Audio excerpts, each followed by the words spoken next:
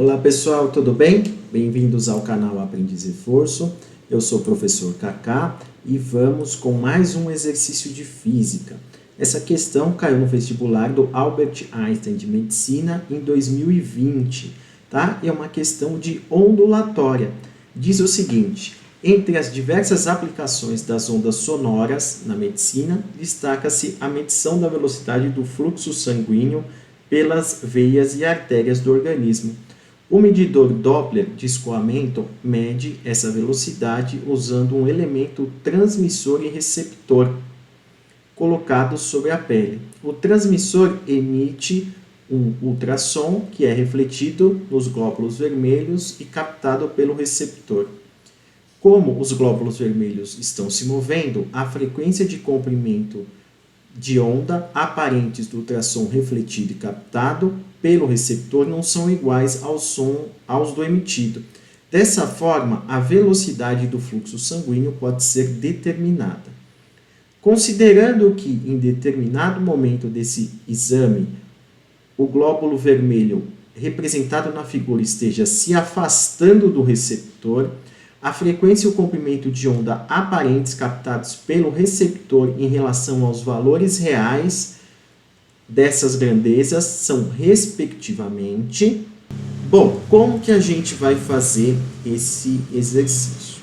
Então, o que acontece? Se o glóbulo vermelho tivesse parado, a onda bateria no glóbulo vermelho e ia refletir com a mesma frequência, não ia ter problema nenhum, tá? Só que como ele está em movimento, o que vai acontecer com essa frequência? Tá? Vamos chamar a frequência desse aqui de FT, do transmissor, tá bom?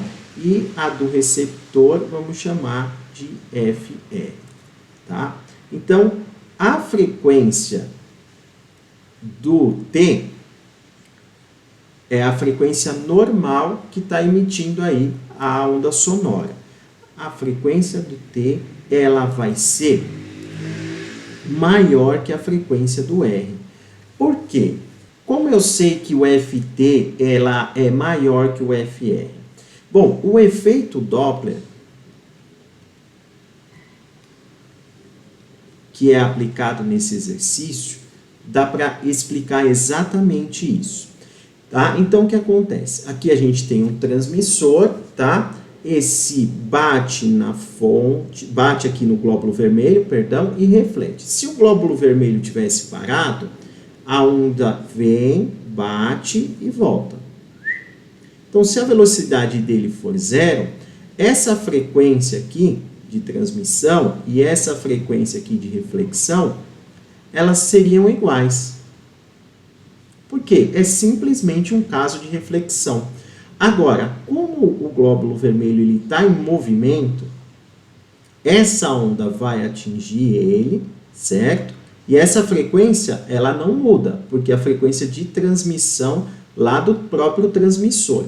Só que como ele está se afastando, e aqui a gente tem o receptor, então, conforme ele vai se afastando, tá? Essa onda aqui, ó, o que acontece? A distância da refletida vai ficando maior para o receptor. Então, a velocidade resultante dessa reflexão seria a velocidade do som menos a velocidade do objeto. Seria o glóbulo vermelho. Então, essa velocidade resultante é menor, porque, olha só, aqui tem um sinalzinho de menos, tá bom? Então, justamente por isso. Então, como a velocidade é menor, a frequência com que a onda chega é menor, tá? E aí, a gente tem que lembrar que V igual a lambda vezes F, tá? Então, quanto maior a frequência, menor o comprimento de onda. Então, se a frequência diminuir, aumenta o comprimento de onda, aumenta o lambda, tá? Então, como são inversamente proporcionais, já dá para responder essa questão, tá? Então, significa, aqui ó, a pergunta, a frequência e o comprimento de ondas aparentes captados pelo receptor. tá? Então, a frequência vai ser menor e o comprimento de onda maior. Então, isso aqui está na alternativa A. Tudo bem? Então, exatamente desse jeito que funciona o efeito Doppler. Quando se afasta do receptor, tá bom? O que acontece? A frequência diminui. É a mesma coisa uma ambulância. Então, imagina que você está parado e uma ambulância se aproxima de você. Quando a ambulância se aproxima de você, o que acontece? A frequência do som fica maior. Então, mais ondas chegando. Como que eu sei? Porque é a velocidade do som mais a velocidade da ambulância. Então, a velocidade resultante dessas ondas é maior.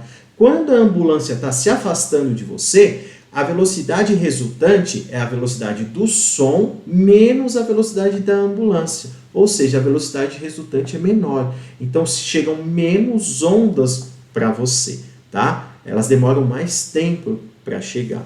Tudo bem? Então, justamente por isso, tá bom? Então, tá resolvido um exercício aí conceitual de ondulatória. Espero que vocês tenham entendido e que tenham gostado.